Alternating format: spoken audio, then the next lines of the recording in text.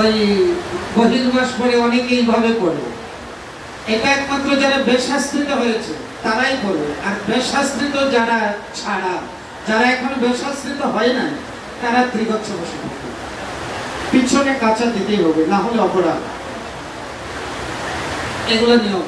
তাহলে ছোট কাঁচা, কাঁচাটা ছোট আর কোচাটা মোটা, আবার পটিয়াটি করে, আবার ব্রাহ্মণে যে পূজা করাবে সেই পূজার একটা গ্রন্থ থাকতে হবে।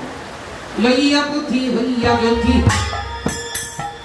লইয়া পুঁথি হইয়া জ্যোতি, মানে একেবারে সন্ন্যাসীর ঘর, সন্ন্যাসীর সাথে গোবিন্দ কেমন ভাবে সাজিয়েছে। হ্যাঁ, লইয়া পুঁথি হইয়া জ্যোতি আইলা দেবের ঘরে, লইয়া পুঁথি হইয়া জ্যোতি আইলা দেবের ঘরে।